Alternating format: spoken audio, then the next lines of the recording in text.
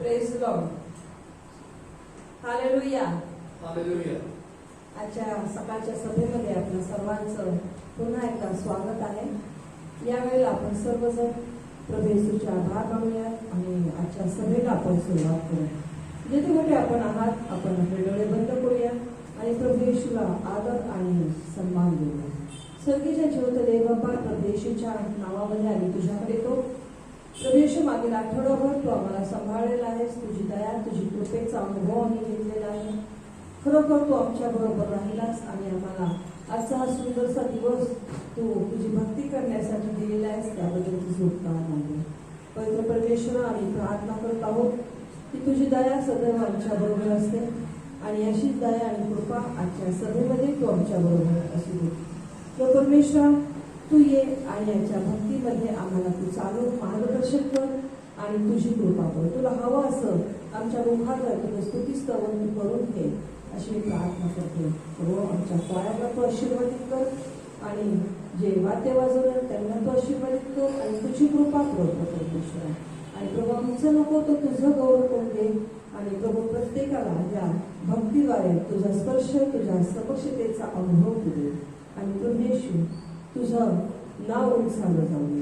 जय देवा, येणाऱ्या वचनाद्वारे देखील तू आम्हाला आशीर्वादित कर. तुझ्या मुखातून निघणारं प्रत्येक वचन हे आशीर्वादित आहे. तुझ्यापासून येणारं वचन याद्वारे आम्हाला आमचा जीव ताजा तवाना होत असेल. परमेश्वर, आज जे वचन तुझ्या सेवकाद्वारे तू आम्हाला दिलेलं आहेस त्या वचनाद्वारे तू आम्हाला आशीर्वादित कर आणि आमच्याशी बोल आणि आम्हाला त्यातून आमच्या ओळीवा, आमच्या चुका तू दाखव आणि आमचं जीवन सुधारण्यास तू आम्हाला सांगितलं. त्याचप्रमाणे तुझं वचन तुझे सेवक घेऊन येत असताना त्यांना तुझी कृपा करो, अभिषेक दे आणि तुझं गौरव करू.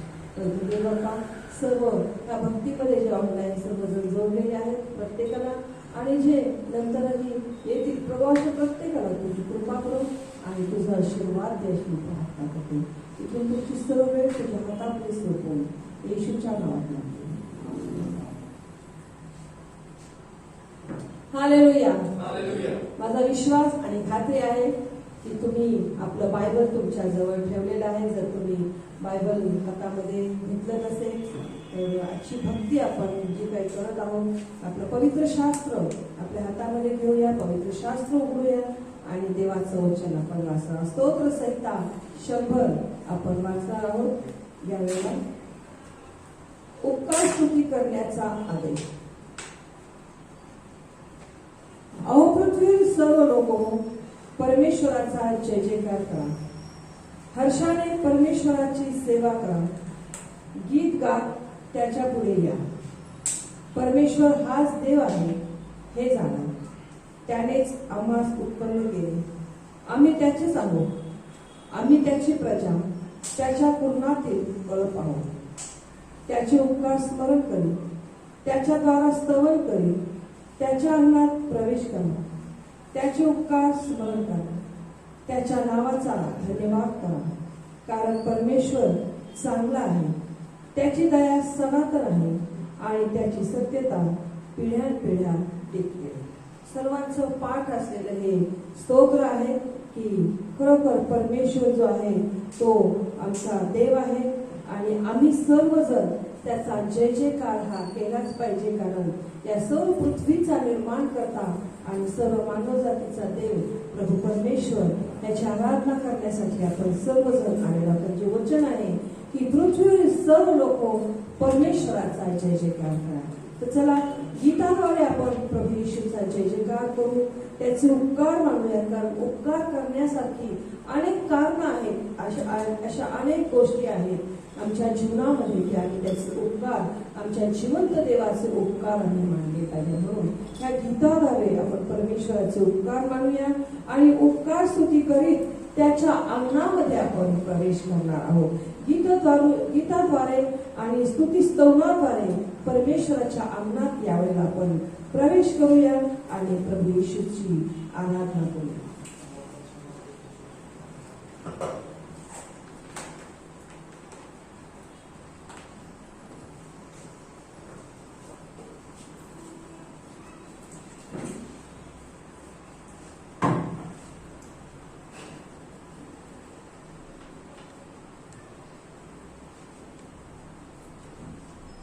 Hallelujah. Praise the Lord. Praise the Lord. आपण आता स्तोत्र वाचलं की स्तोत्रामध्ये लिहिलं आहे की we read a psalm today and it says that I will enter his gates with thanksgiving and into his courts with praise. इस तरह से हमने अभी भजन संहिता 100 में पढ़ा कि मैं उसके फाटकों में धन्यवाद के साथ प्रवेश करूंगा And truly we are going to enter into his gates with thanksgiving. Hallelujah. सचमुच में हम उसके भवन में धन्यवाद के साथ में प्रवेश कर रहे हैं Because the Lord has given us so many reasons to thank him. क्योंकि परमेश्वर ने हमें अनगिनत कारण दिए कि हम उसका धन्यवाद कर सकें We should be grateful to our God. और हमें धन्यवादित होना चाहिए अपने परमेश्वर के लिए And wherever you are, let us stand in the holy presence of God और आज जहाँ कहीं भी आप हो आप परमेश्वर के सामने खड़े हो जाए and let us worship his holy name and thank him. आइए हम उसके महान नाम को हम धन्यवाद करेंगे उसकी स्तुति करेंगे I will enter his gates with thanksgiving in my heart. I will enter his courts with praise. I will sing, this is the day that the Lord has made. I will rejoice for he has made me glad.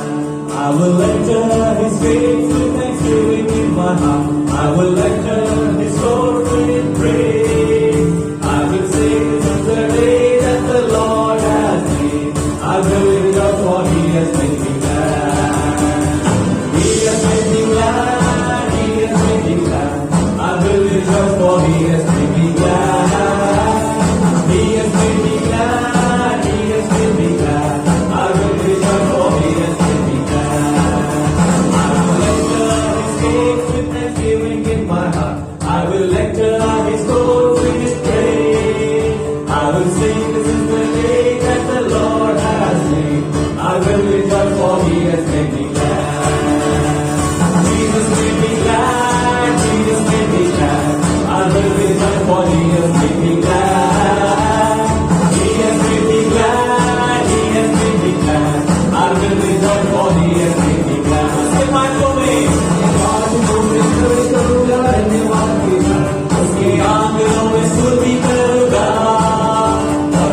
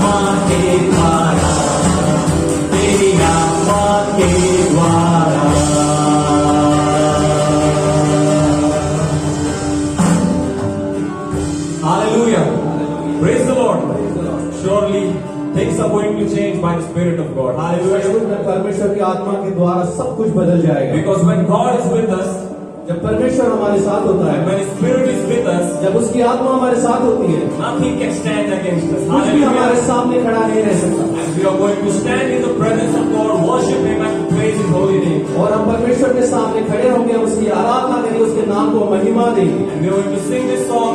The verse of this song says, महिमा में उसकी जल्लोष करेंगे, नाचेंगे, गाएंगे हम. Hallelujah. Hallelujah. Because we are going to stand in the glory of God and praise and worship His name and thank Him. क्योंकि हम उसके महान परमेश्वर के सामने खड़े होंगे, उसको महिमा देंगे।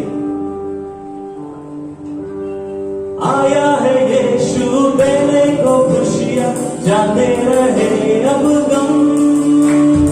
आया है यीशु देने को खुशियाँ, जाते रहे अब गम। महिमा में उसकी जल्लोष करेंगे, नाचेंगे गाएंगे हम। महिमा में उसकी जल्लोष करेंगे, नाचेंगे गाएंगे हम। आया यीशु, आया है यीशु देने को खुशियाँ, जाते रहे अब गम। आया है यीशु देने को खुशियाँ, जाते रहे अब गम। महिमा में उसकी जल्लोष करेंगे, नाचेंगे गाएंगे हम। महिमा में उसकी जल्लोष करेंगे, नाचेंगे गाएंगे हम। ओ सोने वालों जागो चलो, उठा लो अपने कदम। ओ सोने वालों जागो चलो, उठा लो अपने कदम। ओ सोने वालों जागो चलो, उठा लो अपने कदम। ओ सोने वालों जागो चलो, उठा लो अपने कदम। महिमा में उसकी जल्लोष करेंगे, नाचेंगे गाएंगे हम। महिमा में उसकी जल्लोष करेंगे, नाचेंगे गाएंगे हम। यीशु ने शैतान को दुश्मन सूली पर तोड़ा है उसका मरम। यीशु ने शैतान को कुचला सूली पर तोड़ा है उसका मरम। यीशु ने शैतान को कुचला सूली पर तोड़ा है उसका मरम।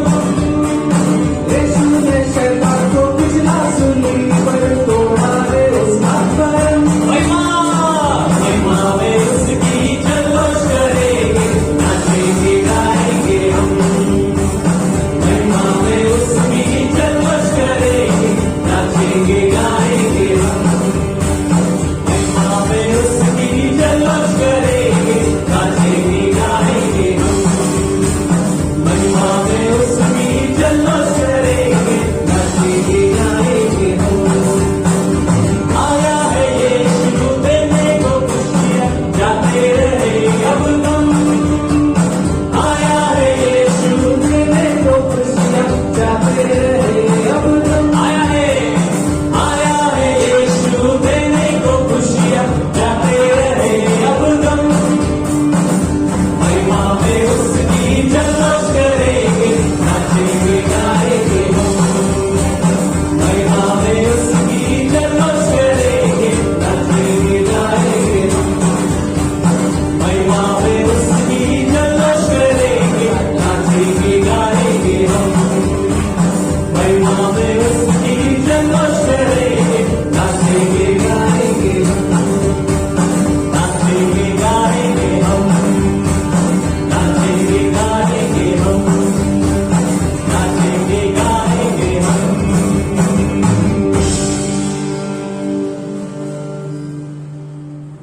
हालेलुया। यस, महिमा में उसकी जल्लोष करेंगे, नाचेंगे गाएंगे हम। Hallelujah. Yes, we stand into your holy presence, O Lord, today. ओ परमेश्वर, हम आपके भवन में आए हैं प्रभु। We stand into your holy presence, Lord. ओ पिता परमेश्वर, आपके पवित्र स्थान में हम आए हुए हैं, Because the word of God says that when two or three are gathered together, I am there. क्योंकि परमेश्वर का वचन कहता है, जहाँ 2 या 3 प्रभु आपके नाम से एकत्रित होते हैं, आपकी उपस्थिति वहां है। And And we believe that the Lord is present in each and every one of your places. और हम विश्वास करते हैं कि हमारा परमेश्वर हर एक व्यक्ति के साथ है। Wherever you are, जहां कहीं आप हो, the presence of God is with you. प्रभु का उपस्थिति आपके संग है। And that's why we sang the song which says, महिमा में उसकी जल्लोश करेंगे, नाचेंगे गाएंगे हम. We are into the glory of God. और इसीलिए हमने ये गीत गाया, महिमा में हम जल्लोष करेंगे। और प्रभु जी हम आपको महिमा देते हैं। During the time of Moses, the people of Israel saw the glory of God. Moses के दिनों में इस्राएल लोग प्रभु आपकी स्तुति करते थे। They saw the glory of God. और परमेश्वर को महिमा देते थे। परमेश्वर की महिमा उन्होंने देखी। And yes, Lord. Today we also come into your holy presence and see, we say the Lord, we want to see your glory, O Lord. ओ पिता परमेश्वर, आज हम तेरे सम्मुख आते हैं और प्रभु जी तेरी महिमा देखना चाहते हैं। And just like Moses prayed that, Lord, I want to see you. और जिस तरह से मूसा ने प्रार्थना की कि प्रभु मैं आपको देखना चाहता हूँ, Lord, we also pray, Lord, that Lord, we want to see you, Lord. और पिता परमेश्वर हम प्रार्थना करते हैं कि हम भी प्रभु जी आपको देखना चाहते हैं। And we believe that when we are going to be with the Father, और हम विश्वास करते हैं कि जब हम परमेश्वर के साथ होते हैं after the second coming of Lord Jesus Christ, और प्रभु यीशु का दूसरे आगमन के बारे we में, are going to see the Lord face to face. और हम प्रभु यीशु को फेस टू फेस देखने जा रहे हैं Because we will be transformed. और हम बदलने जा रहे हैं। And Lord, we believe, O Lord, that we are going to see you, Lord. और हम विश्वास करते हैं कि प्रभु हम आपको देख सकेंगे। This is the hope in you, O Lord. और पिता परमेश्वर ये हमारी होप है तुझ पर प्रभु जी। The Lord who is above everything. और जो परमेश्वर जो सबसे बड़ा है, He is enthroned above everything, O Lord. वो सबसे महान है, The Lord of armies, the Lord of hosts. वो सबसे महान परमेश्वर है। We are going to see him, O Lord. और हम उस परमेश्वर को देखेंगे। Hallelujah. Let us thank and praise the name of Jesus Christ. आइए हम उसको धन्यवाद दें, यीशु Because मसीह he को has धन्यवाद given दें। us the way to see God. और उसने हमें ये अवसर दिया कि हम उसको देख सके। And let us praise this today. और आइए हम उसकी स्तुति करें। And let us say this today that Lord, we want to see you, Lord. और आइए हम उसे प्रार्थना करें कि हम देखें, प्रभु हम आपको देखना चाहते हैं। The most high God. तो महान परमेश्वर, The most holy God. महान अति पवित्र परमेश्वर, We want to see you, Lord. ओ प्रभु जी हम आपको देखना चाहते हैं।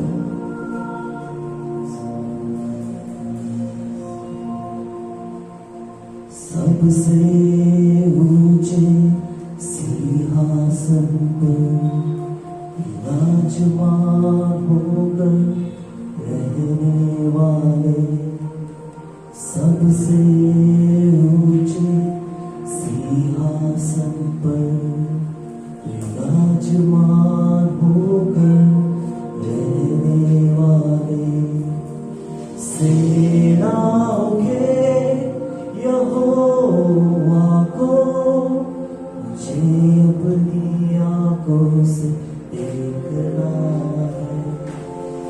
सबसे ऊंचे सिंहासन पर विराजमान होकर रहने वाले, सबसे ऊंचे सिंहासन पर विराजमान होकर रहने वाले, सेनाओं में यहोवा को मुझे अपनी आंखों से देखना है।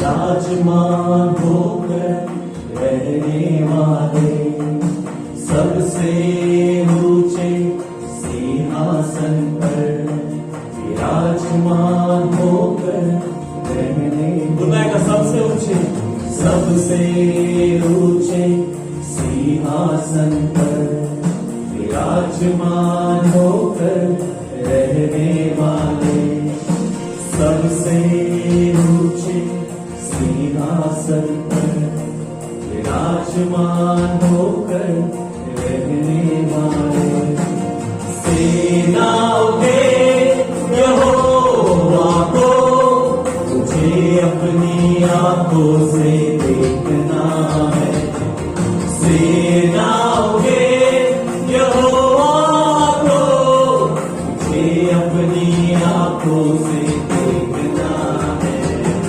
सेनाओं का यहोवा पवित्र, सेनाओं का यहोवा पवित्र, सेनाओं का यहोवा पवित्र, सेनाओं का यहोवा पवित्र, तू पवित्र पवित्र है, तू पवित्र पवित्र है, तू पवित्र पवित्र है, तू पवित्र पवित्र है. काही वेळेला आमचे जे मित्र आहेत त्यांच्याबरोबर आमचे संबंध चांगले असतात, तर दुसऱ्याच वेळेला काही मित्र आम्हाला सोडून जातात किंवा मित्रांपासून एक वेगळा अनुभव आम्हाला येतो आणि त्याच्यामुळे आमचं मन दुःखी होतं. काही वेळेला पती पत्नीच्या नात्यामध्ये दुरावा येतो, काही वेळेला आई वडील आणि मुलं यांच्या नात्यामध्ये दुरावा येतो, काही वेळेला बहीण भावाच्या नात्यामध्ये दुरावा येतो. जीवन हे सारखंच असत नाही आणि मग कुठेतरी आमच्या मनामध्ये हा प्रश्न येतो की देवा, मी सगळ्यांबरोबर चांगलं वागत आहे, माझं जीवन तुला आवडलं असं मी जीवन जगत आहे, पण माझ्याच बाबतीमध्ये असं का होतं? आणि याचं उत्तर पवित्र शास्त्रामध्ये आम्हाला पाहायला मिळतं. पहिले पेत्र याचा 2रा अध्याय आणि 19 ते 25 या वचनामध्ये, पहिले पेत्र याचा 2रा अध्याय आणि 19 ते 25 या वचनामध्ये असं म्हटलं आहे की जर कोणी अन्याय सोसताना देवाचे स्मरण ठेवून दुःखे सहन करतो तर ते उचित आहे, कारण पाप केल्याबद्दल मिळालेले ठोसे तुम्ही निमूटपणे सहन केल्यास त्यात काय मोठेपणा, पण चांगले केल्याबद्दल दुःख भोगणे व ते निमूटपणे सहन करणे हे देवाच्या दृष्टीने उचित आहे, कारण ह्याच करता तुम्हास पाचारण करण्यात आले आहे, कारण ख्रिस्तानेही तुम्हासाठी दुःख भोगले आणि तेने करून तुम्ही त्याच्या पावलांवर पाऊल ठेवून चालावे, म्हणून त्याने तुम्हा करता कित्ता घालून दिला आहे. देवाचं वचन सांगतं की आम्हाला याकरता पाचारण झालं आहे आणि ख्रिस्ताने दुःख भोगलं आणि आम्हाला त्याच्या पावलावर पाऊल ठेवून चालायचंय. आज या प्रभुजनाच्या या प्रसंगाची आपण आठवण करत असताना, या कम्युनिटी संडे किंवा पहिला हा जो रविवार आहे प्रभुजनाचा रविवार, याच्यामध्ये आपण प्रभू येशू ख्रिस्ताचं जे दुःख सण याची आपण आठवण करत असताना हे जे वचन आहे, या वचनामध्ये असं म्हटलं आहे की आम्हाला यासाठी पाचारण करण्यात आलं आहे, कारण ख्रिस्तानेही दुःख भोगले आणि त्याच्या पावलावर पाऊल ठेवून चालावे, म्हणून त्याने आमच्या करता कित्ता घालून दिला आहे. म्हणजे देवाने, म्हणजे प्रभू श्री ख्रिस्ताने आमच्यासाठी दुःख भोगले. देवाचं वचन सांगतं ज्याला पाप माहित नव्हतं त्याने आमच्यासाठी पाप असं केलं, त्याने आमच्यासाठी अपमान सहन केलं, आमच्यासाठी त्याने निंदा सहन केली, त्याचा छळ करण्यात आला, हे सगळं त्याने आमच्यासाठी सहन केलं. देवाचं वचन यशाच्या पुस्तकाच्या 53व्या अध्यायामध्ये असं म्हणतं की लोक त्याच्यापासून तोंडे फिरवीत, आम्ही त्याला मानलं नाही.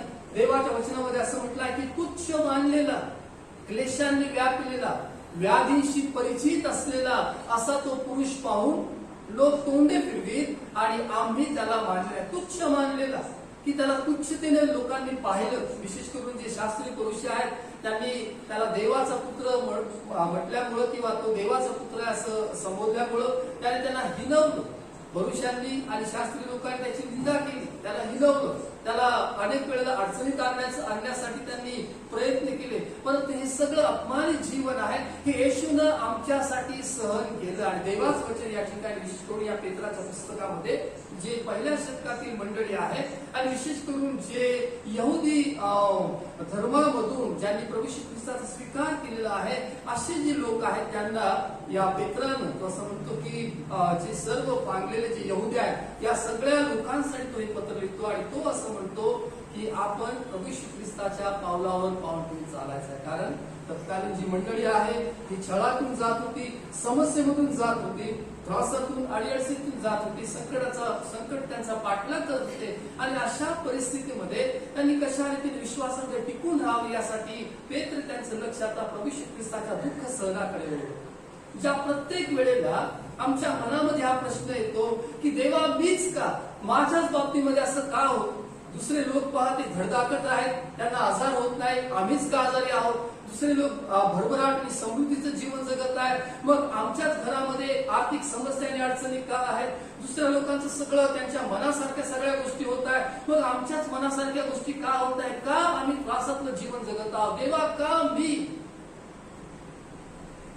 देवाच वचन सांगतं इब्री लूकासपत्र 12 अध्याय याच्या दुसऱ्या वचनामध्ये आपण आपल्या विश्वासाचा उत्पादक आणि पूर्ण करणारा येशू ह्याच्याकडे पाहत असा.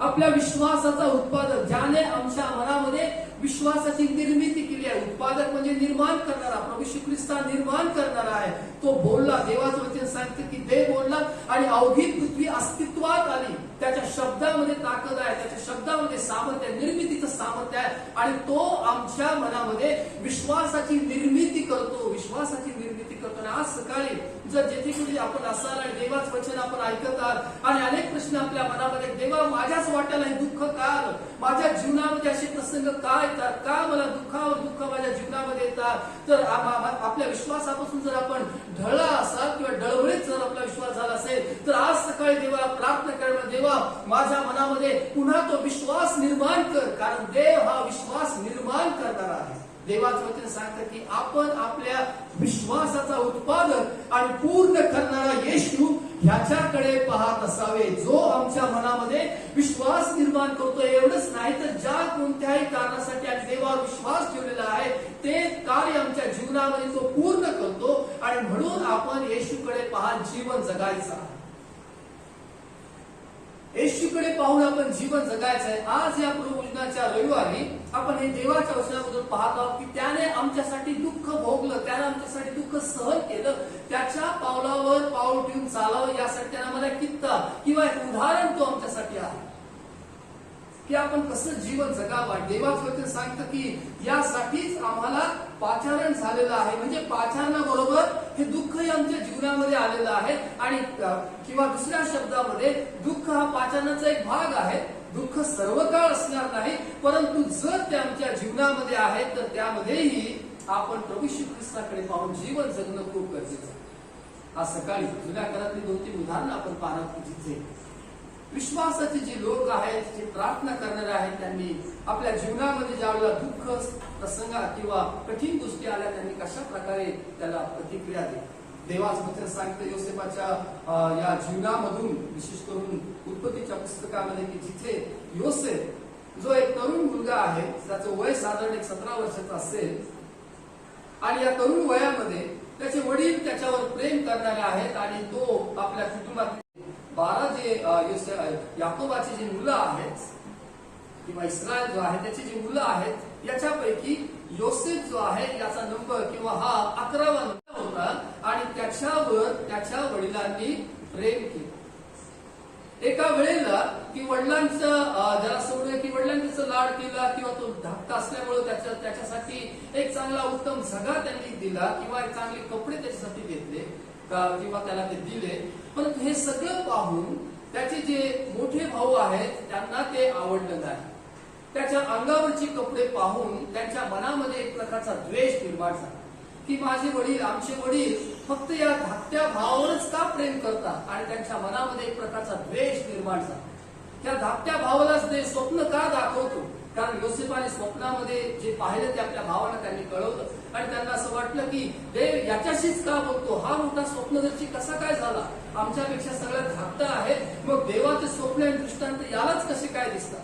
आणि अशा प्रकारे त्यांच्या मनामध्ये आपल्या या धाकट्या भावाबद्दल एक प्रकारची चीड निर्माण झाली किंवा एक प्रकारचा द्वेष त्यांच्या मनामध्ये. देवाचं वचन सांगतं, राग सोडून दे, जळफळू नको, कारण अशाने दुष्कर्माकडे प्रवृत्ती होते. देवाचं वचन सांगतं, राग सोडून दे, जळफळू नको. ज्या वेळेला मनामध्ये जळफळाट आहे, कपडे पाहून किंवा बाह्य स्वरूप पाहून, एखाद्याचं राहणीमान पाहून, तर आज सकाळी देवाला प्रार्थना करा की देवा, माझे डोळे तू आता मला चांगले नेत्र दे, किंवा माझे जे डोळे आहेत ते चांगलं पाहण्यासाठी मला मदत कर. खूप गरजेचं आहे, खूप गरजेचं आहे. देवाचं वचन सांगतं, जळफळू नको, अशाने दुष्कर्माकडे प्रवृत्ती होते. या सगळ्या भावांचा योसेफाबद्दल जळफळाट झाला की हा योसेफ जो आहे, वडील त्याच्यावर काय एवढं प्रेम करत आहेत. आणि परिणाम हा झाला की त्यांच्या हातून दुष्कर्म घडलं, एक वाईट कृत्य घडलं. ते हे होतं की त्यांनी आपल्या भावाला विकून टाकलं, मिद्यानी लोकांना विकलं. आणि ते लोक त्या योसेफाला घेऊन पोटिफरच्या घरामध्ये गेले. त्याच्या भावाने त्याचा द्वेष केला. पहा ना, एक देवावर विश्वास ठेवून जीवन जगणारे जो एक तरुण आहे, वय त्याचं 17 आहे, म्हणजे तो एक तरुण मुलगा आहे ज्याला देवाचं भय आहे, देव ज्याच्याबरोबर बोलत आहे. आणि आज सकाळी जर तुम्ही 17 वर्षाचे आहात किंवा तुम्ही तरुण वयात आहात, तर असं म्हणू नका की देव माझ्यावर बोलणार नाही, कारण देवाचं वचन सांगतं की तुमच्या तरुणात दृष्टांत होतील. हालेलुया. हे जे वय आहे, जे तरुण वय आहे, हे देवापासून दैवी दृष्टांत पाहण्याचं वय आहे, देवापासून दैवी स्वप्न पाहण्याचं वय आहे, देवाच्या पवित्र आत्म्याच्या मार्गदर्शनानुसार चालण्याचं वय आहे. आणि निश्चितच या योसेफाच्या जीवनामध्ये परमेश्वर देवाने तेच केलं. देवाने त्याला होणाऱ्या गोष्टी कळवल्या त्या स्वप्नाच्या द्वारे की पुढे जाऊन काय होणार आहे.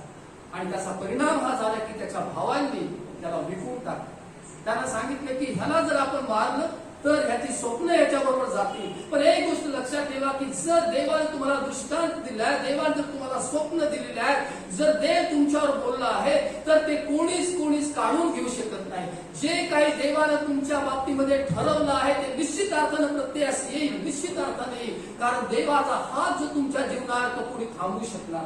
योसेफाला त्याच्या भावांनी त्याचा द्वेष केला, त्याला पोटिफरच्या घरामध्ये त्या ठिकाणी राहावं लागलं. आणि एवढंच नाही की त्या पोटिफरच्या घरामध्ये असतानाही चांगलं केल्याबद्दल किंवा पापाला पाप म्हटल्याबद्दल त्याला अन्याय सहन करावा लागला.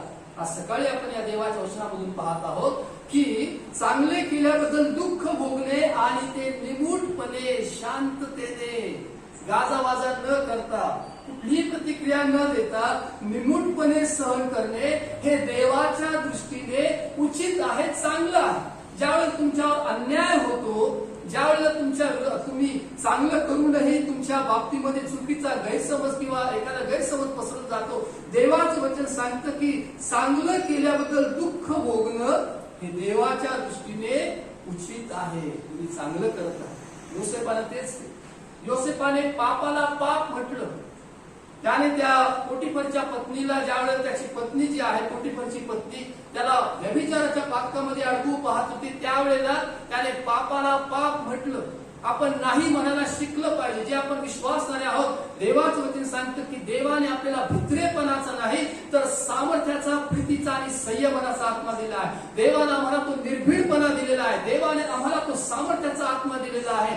ज्या वेळेला एखादी चुकीची गोष्ट आहे, ज्या वेळेला देवाच्या वचनाच्या विरोधामधली गोष्ट आहे, ज्या वेळेला देवाच्या वचनाविरुद्ध ते पाप आहे, तर त्या पापाला आपण पाप म्हटलं पाहिजे. आपण व्यसनाला नाही म्हटलं पाहिजे, आपण वासनेला नाही म्हटलं पाहिजे, अनैतिक संबंधाला नाही म्हटलं पाहिजे, जे काही चुकीच्या मार्गाने मिळणारे जे पैसे आहेत त्याला आपण नाही म्हटलं पाहिजे, लबाडी, खोटेपणा याच्याने जे काही धन मिळवलं आहे याला आपण नाही म्हटलं पाहिजे. कारण आपण देवाचे लोक आहोत. आपल्याला चांगलं केल्याबद्दल दुःख सहन करावं लागलं तरीही चालेल, परंतु आम्हाला प्रभू येशू ख्रिस्ताच्या पावलावर पाऊल ठेवून चालायचं.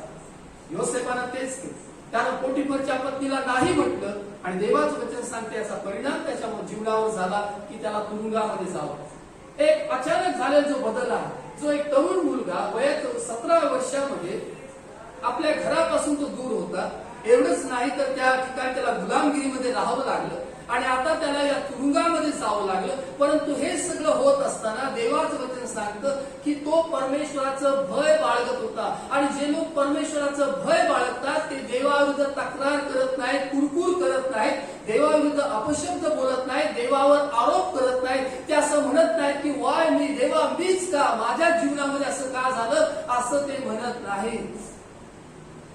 देवाच्या वचनामध्ये आपण वाचतो की या योसेफाच्या जीवनामध्ये एका पाठोपाठ एक अनेक बदलांना त्याला तोंड द्यावं लागतं. आतापर्यंतचे जे बदल होते हे सगळे त्याच्या जीवनामध्ये त्याला दुःख देणारे, त्रास देणारे होते. मग आमच्या जीवनामध्ये जे बदल आहेत, चांगलं केल्याबद्दल जे बदल आहेत ते फक्त दुःख देणारेच आहेत का, असं नाही. तर आमच्या जीवनामध्ये ज्यावेळेस आपण अन्याय सहन करतो त्यावेळेला चांगलेही बदल देवापासून होतात. हे योसेफाच्या जीवनामध्ये आम्हाला शिकायला मिळतं. काय चांगला बदल झाला तर आता पुढे आपण जर योसेफाच्या जीवनाविषयी जर वाचलं तर पाहायला मिळतं की जो फारो राजा आहे त्याला स्वप्न पडलं आणि त्या स्वप्नाचा अर्थ योसेफाने सांगितला आणि एका दिवसामध्ये सगळं चित्र बदलून गेलं. त्याच्या अंगावर जे वस्त्र होते, जो चांगला झगा होता, जो त्याच्या वडिलांनी त्याला दिला होता, द्वेषामुळे त्याच्या भावाने तो काढून घेतला आणि त्याला गुलामगिरीची वस्त्र त्याला त्याच्या अंगावर ल्यावी लागली किंवा त्याच्यामध्ये राहावं लागलं. पण एक वेळ त्याच्या जीवनामध्ये आली ज्यावेळेस त्याने अन्याय सहन केला, ज्यावेळेस त्याने दुःख सहन केलं, ते निमूटपणे त्यानं सहन केलं. त्यावेळेला देवाने त्याच्या अंगावर त्याला होते त्याच्यापेक्षा अधिक चांगली वस्त्र देवाने त्याला दिली. देवाचं वचन सांगतं की ज्या वेळेला फारोने त्याला मिस्राचा अधिपती असं नेमस्त केलं, त्यानं सांगितलं की आता माझ्या बरोबरीचा एक अधिकारी तो आहे आणि हे सर्वच मी तुझ्या हातामध्ये देतो. त्यावेळेला त्याने सांगितलं की याला चांगला झगा दे. एवढंच नाही तर त्याच्या गळ्यामध्ये सोन्याचा जो काही गोफ आहे तो दिला, त्याच्या हातामध्ये त्याने अंगठी दिली. एक अधिकार त्याला पुन्हा प्राप्त झाला. पण हे करण्याच्या अगोदर त्याला त्या दुःखामधून जावं लागलं. आपण दुःख सहन करत असताना ज्यावेळेस आपण निमूटपणे सहन करतो त्यावेळेला परमेश्वर आम्हाला त्याच्यातून बाहेर काढतो. एवढंच नाही तर तो आम्हाला आमच्या वरच्या स्थानावर आणतो. वाय मी देवा मीच माझ्या जीवनाच्या बाबतीमध्ये असं का होत आहे, मीच का अपयशी ठरत नाही. माझ्या आजूबाजूला सगळे लोक आहेत ते भरभराट समृद्धी आणि या सगळ्या गोष्टीमध्ये आहेत. आमच्याच घरामध्ये दुःख का आहे, माझ्याच डोळ्याच्या अश्रू का थांबत नाहीत, माझंच मन का अस्वस्थ आहे. या देवाच्या वचनाकडे या. प्रभू श्री ख्रिस्ताचं वचन असं सांगतं की ह्या करता तुम्हाला पाचारण झालाय. त्याने दुःख सहन केलं आणि एवढंच नाही तर देवाचं वचन सांगतं की 22व्या वचनामध्ये की त्याने पाप केले नाही आणि त्याच्या मुखात कपट आढळले नाही. त्याची निंदा होत असता त्याने उलट निंदा केली नाही. दुःख भोगीत असता त्याने धमकावले नाही तर यथार्थ न्याय करणाऱ्याकडे स्वतःला त्याने सोपून दिले. देवाचं वचन सांगतं की जो न्याय करणारा देव आहे त्याच्या हातामध्ये प्रभू श्री ख्रिस्ताने स्वतःला सोपून दिलं. योसेफाने देखील त्याचं ज्या वेळेला या अपमानित जीवन त्याला जगावं लागलं त्यावेळेला त्याने त्याच्या स्वतःला देवाच्या हातामध्ये सोपून दिलं. आणखी एक उदाहरण देवाच्या वचनामध्ये आपल्याला पाहायला मिळतं. त्याचं नाव दावीद असं आहे. मागच्या आठवड्यामध्ये देखील आपण दाविदाच्या जीवनाविषयी पाहिलं की दावीद हा देवाच्या मनासारखा असा मनुष्य त्याला म्हटलेला आहे.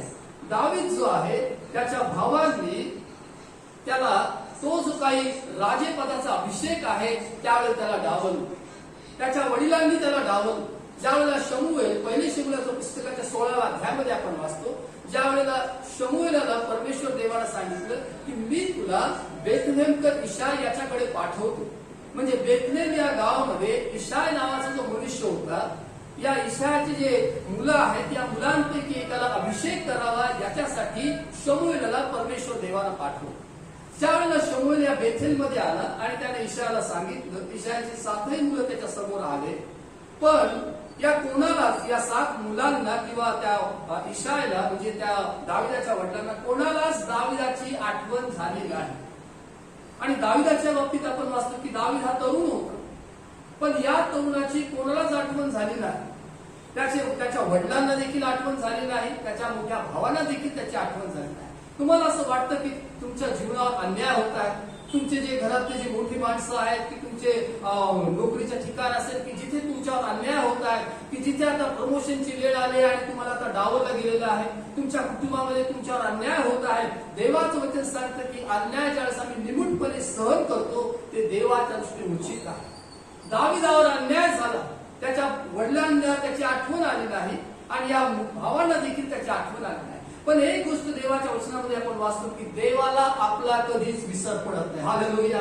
ज्या देवावर तुम्ही विश्वास ठेवून जीवन जगत आहात, आज सकाळी माझ्या भावांनो, माझ्या बहिणींनो, जेथे कुठे आपण देवाचं वचन ऐकत आहात, ज्या देवावर तुम्ही विश्वास ठेवला, ज्या प्रभू येशू ख्रिस्ताची तुम्ही सेवा करत आहात, ज्या प्रभू येशू ख्रिस्तापुढे तुम्ही माथा टेकलेला आहे, ज्या प्रभू येशू ख्रिस्तापुढे तुम्ही गुडघे टेकले आहेत, ज्या प्रभू येशू ख्रिस्ताच्या नावावर तुम्ही आजपर्यंत हात उंचावलाय, ज्या प्रभू येशू ख्रिस्ताच्या नावावर विश्वास ठेवून तुम्ही जीवन जगत आहात, तुम्ही उपवास करत आहात, तुम्ही प्रार्थना करत आहात, देवाला तुमचा कधीच कधीच विसर पडणार नाही. देवाला दाविदाचा विसर पडलेला नाही, कारण दावीद देवाची स्तुती करणारा असा मनुष्य होता, असा तरुण होता, आणि परमेश्वर देवाला त्याचा विसर पडला नाही. ज्या वेळेला सर्वजण त्याला विसरले, त्यावेळेला देवाने शमूएलला आठवण करून दिली. त्याने सांगितले की आणखी एक जण आहे, तू हे जे लोक आहे, जो अलियाब आहे, जो दाविदाचा जो थोरला बंधू आहे, त्याला ज्या वेळेला शमूएल अभिषेक करणार होता, त्यावेळेला त्याला सांगण्यात आलं की तू त्याच्या उंच काठीवर जाऊ नकोस, त्याच्या रूपावर जाऊ नकोस. परमेश्वराचं पाहणं मनुष्याच्या पाहण्यासारखं नसतं. मनुष्य बाह्य स्वरूप पाहतो, परंतु परमेश्वर अंतःकरण पाहतो. आणि ज्या वेळेला दाविदाला आणण्यात आलं, त्यावेळेला देवाने त्याला सांगितलं की उठ, त्याला अभिषेक कर, हाच तो आहे, मला जो हवा आहे तो हाच आहे, त्याला अभिषेक कर, त्याला अभिषेक कर. आणि दाविदाला राजपदासाठी अभिषेक करण्यात आला. जरी त्याच्या भावाने त्याला डावलं, युद्धभूमीवर ज्यावेळेला तो गेला 17व्या अध्यायामध्ये, आणि त्यावेळेला जेव्हा त्याने विचारणा केली की या ठिकाणी काय चाललं आहे, किंवा गल्ल्यात येऊन लोकांना कशा प्रकारे घाबरत आहे, त्यावेळेला त्याचे भाऊ त्याला म्हणाले, तू तुझी शेरडं मेंढरं सोडून इथं काय करतोस, जा आपल्या शेरडा मेंढराकडे लक्ष दे. म्हणजे त्याला अपमानित करण्यात आलं. परंतु दुसऱ्या क्षणाला मी पाहतो की त्या युद्धभूमीवर तो गेला, आणि तो असं म्हणतो, मी सेनाधीश परमेश्वराच्या नावाने आलो, आणि दाविदाला परमेश्वराने विजय दिला. गल्ल्यातावर त्याने विजय दिला. जरी तुम्हाला डावलण्यात येत आहे, तुम्हाला अपमानित करण्यात येत आहे, तुमचा धिक्कार करण्यात येत आहे, तुम्हाला या धिक्काराला तोंड द्यावं लागत आहे, पण एक गोष्ट लक्षात ठेवा की तुम्ही देवाचे लोक आहात. अनेकदा प्रश्न मनामध्ये येईल, देवा मीच का लोक मला माझ्याशी असं वागतात, का माझे भाऊ माझ्यावर असे वागत आहेत, का माझे मित्र असे वागत आहेत, माझ्या नोकरीच्या ठिकाणी का मला अशा प्रकारची वेगळी वागणूक देण्यात येत आहे. एक गोष्ट लक्षात ठेवा की देवाचं तुमच्या जीवनावर लक्ष आहे, तो तुम्हाला कधीच विसरलेला नाही. देवाच्या वचनामध्ये आपण पाहतो, दाविदाच्या जीवनामध्ये ज्या वेळेला शाऊल त्याने ठरवलं की त्याची जी मुलगी आहे मिखल, की ती दाविदाला बायको म्हणून द्यायची आहे, पण ऐन वेळेला त्याने आपला शब्द फिरवला आणि त्याने मिखलचं लग्न दुसऱ्या बरोबर लावून दाविदाची त्याने फसवणूक केली. या फसवणुकीमध्ये देखील दाविदाला ही फसवणूक सहन करावं लागली. एवढंच नाही तर पुढे जाऊन आपण वाचतो, दावीद ज्या वेळेला त्याच्या या राजपदाच्या अगोदर त्याला गुहांमध्ये राहावं लागलं. त्याला शाऊल त्याचा पाठलाग करत होता, म्हणून तो स्वतःला लपून एक दोन ठिकाणी ज्यावेळेला राहत होता. आणि एकदा तो नाबाल या व्यक्तीकडे गेला की जो एक मोठा जमीनदार होता, आणि त्या नाबालाला सांगितलं की माझे जे लोक आहेत त्यांना खाण्यासाठी काय दे. आणि त्या नाबालाने म्हटलं की तू कोण आहेस, राजा होण्याची पात्रता तुझ्यामध्ये नाही. आणि या नाबालाने देखील, नाबाल या नावाचा अर्थ मूर्ख असा आहे, या नाबालाने देखील दाविदाची निर्भत्सना केली, दाविदाला अपमानित केलं. पण एवढं हा जो काही अपमान आहे हा दाविदाने सहन केला.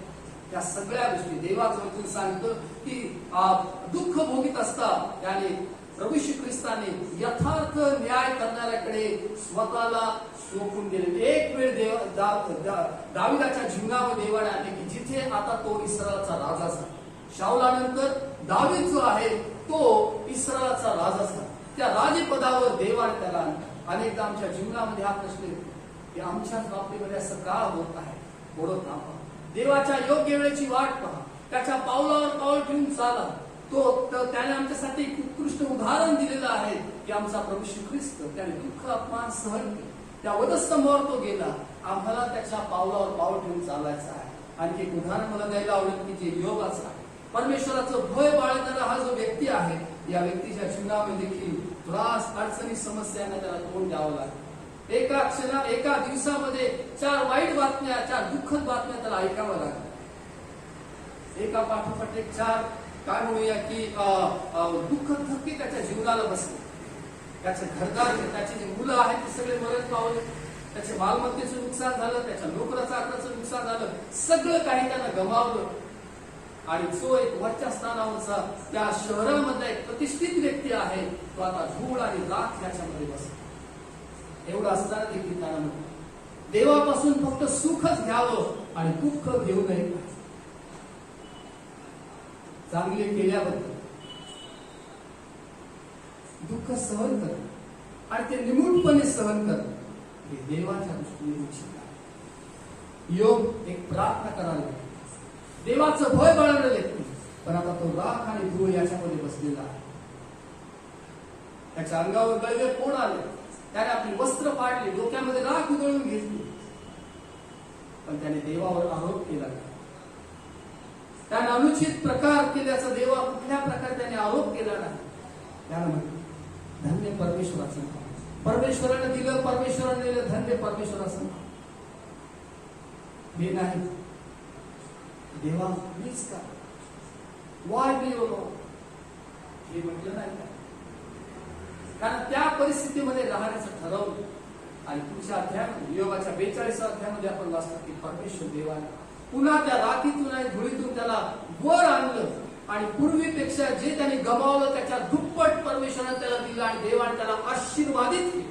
आशीर्वादित त्याचं आयुष्य देवाने वाढवलं, देवाने त्याला मालमत्ता दिली, देवाने त्याला पुत्र आणि कन्या देऊन आशीर्वादित केली. परमेश्वर देवाने योगाने जे काही सहन केलं त्याच्यापेक्षा अधिक त्यानं परमेश्वर देवाने त्याला दिलं. पहिले पेत्राचं पुस्तक याचा 4 अध्याय आणि 19व्या वचनामध्ये म्हटलं आहे, ह्यामुळे देवाच्या इच्छेप्रमाणे दुःख भोगणाऱ्यांनी सत्कृत्य करीत आपले जीव विश्वासू निर्माण कर्त्याला सोपवून द्यावे. देवाचं वचन सांगतं की देवाच्या इच्छेप्रमाणे दुःख भोगणाऱ्यांनी सत्कृत्य करीत म्हणजे मला कुणी दुखावलं आहे, मला त्याचा बदला घ्यायचा आहे, कुणी मला अपमानित केला आहे, मला त्याचा अपमान करायचा आहे, कुणी माझ्याशी वाईट वागला आहे, मलाही त्याच्याशी वाईट वागायला पाहिजे, माझ्या हातामध्ये का मला संधी तर मिळू द्या, मी त्याला बघतो किंवा मी त्याचा बदला घेईन, हे वृत्ती नाही. तर देवाचं वचन सांगतं सत्कृत्य करीत आपले जीव विश्वासू निर्माण कर्त्याला सोपवून द्यावे. योसेफाने आपल्या भावांचा बदला घेतला नाही. त्याचे भाऊ ज्या वेळेला आले धान्य मागण्यासाठी, जेव्हा सगळीकडे दुष्काळ होता त्यावेळेला योसेफाला संधी होती, परंतु योसेफाने आपल्या भावांचा बदला घेतला. दावीद ज्या वेळेला त्या गुहेमध्ये होता त्या ठिकाणी शाऊलही होता. दाविदाचे लोक त्याला म्हटले की देवाने आपला शत्रू आपल्या हातामध्ये दिला आहे, परंतु दाविदाने सांगितलं की देवाच्या अभिषिक्तावर मी तलवार चालवणार नाही आणि त्याने शाऊलाला जीवनदान दिलं. त्या शाऊलावर आपली तलवार त्याने उगारली नाही. प्रभू येशू ख्रिस्ताने वधस्तंभावर त्याला म्हटलं हे बाबा ह्यांना क्षमा कर, कारण हे काय करतात हे त्यांना समजत नाही. आपले जीव आपण विश्वासू निर्माण कर्त्याला सोपवून द्यावे. आपल्या स्वतःला आपण देवाच्या हातामध्ये सोपवून द्यावे की जो न्याय देव आहे, जो विश्वासू आहे, त्या देवाच्या हातामध्ये आपल्या स्वतःला आपण सोपवून द्यावे. वाय माझ्याच बाबतीमध्ये असं का देवा, मलाच माझ्याच वाटेल हे दुःख का आलीच, माझं जीवन असं अस्थिर का झालं, माझ्या शरीरामध्ये आजार का आहे, माझ्याच घरामध्ये अशी आर्थिक परिस्थिती का आहे, माझ्याच घरामध्ये भांडणं वाद का आहेत, माझ्याच घरामध्ये दुःख का आहे, हे म्हणण्यापेक्षा आपण देवाला म्हणू देवा जसं आहे त्या परिस्थितीमध्ये राहण्यासाठी मला मदत कर, मी माझ्या स्वतःला तुझ्या हातामध्ये सोपवून देत आहे. प्रभू येशू ख्रिस्ता आपल्या स्वतःला देवाच्या हातामध्ये आणि देवाचं वचन सांग. देवाने त्याला अत्युच्च केले आणि सर्व नावांपेक्षा जे श्रेष्ठ नाव ते त्याला देण्यात आले. या पृथ्वीवर असताना जो मुकुट म्हणून काटे जे आहेत ते काटे गुंफण्यात आले आणि त्याच्या डोक्यामध्ये मुकुट म्हणून घालण्यात आला. त्याला यहुद्यांचा राजा म्हणून हिरवण्यात आलं, परंतु तोच येशू दुःख सहन केल्यानंतर एक गौरवशाली येशू आम्ही पाहतो, जो आमचा गौरवशाली देव या सिंहासनावर विराजमान असलेला आम्ही पाहतो की ज्याच्या डोक्यावर मुकुट आहे तो काट्यांचा मुकुट नाही, ज्याची वस्त्र त्या वधस्तंभावर काढून घेण्यात आली, त्याच्या वस्त्रावर चिठ्ठ्या टाकण्यात आल्या, ती वाटून घेण्यात आली, परंतु आज पांढरा शुभ्र झगा परिधान केलेला येशू आम्हाला पाहायला मिळतो प्रकटीकरणाच्या पुस्तकावर. त्या घोड्यावर तो स्वार झालेला आहे, त्याच्या वस्त्रावर आणि त्याच्या मांडीवर राजांचा राजा आणि प्रभूंचा प्रभू हे नाव लिहिलेलं आहे. या पृथ्वीवर असताना त्याला हिरवण्यात आलं, लेख लिहिण्यात आला की हा तुमचा राजा, हा यहुद्यांचा राजा आहे. पण येशू हा फक्त यहुद्यांचाच राजा नाही, तर आज तो राजांचा राजा आणि प्रभूंचा प्रभू आहे. त्यानं दुःख सहन केलं, त्यानं आमचे अपराध, आमचे क्लेश त्याने वाहिले, आणि त्याच्यानंतर देवाने त्याला त्या सर्वोच्च स्थानावर आणलं. माझ्या भावानं, माझ्या बहिणी, आपल्या जीवनामध्ये जर आज आपण कठीण परिस्थितीतून जात असाल, अपमान, त्रास, निराशा, छळ, दुःख एवढंच जर आपल्या जीवनामध्ये असेल, येशूकडे पहा, त्याच्यावर विश्वास ठेवा. आपण आपल्या विश्वासाचा उत्पादक आणि पूर्ण करणारा येशू याच्याकडे पाहत असाल. जो आनंद त्याच्या पुढे होता त्याकरता त्याने लज्जा तुच्छ मानून वधस्तंभ सहन केले.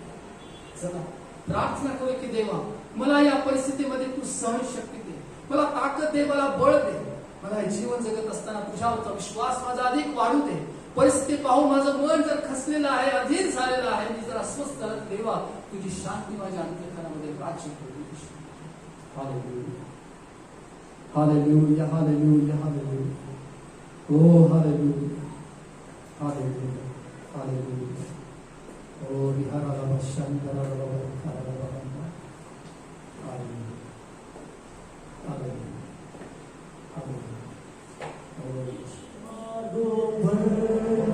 चलूं तेरी ही महिमा में गाऊं, तेरे ही सामने झुकूं और पीछे ना हटूं,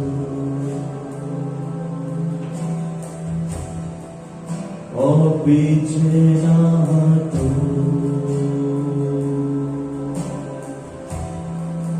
मैं केवल तुझसे प्रेम करूं,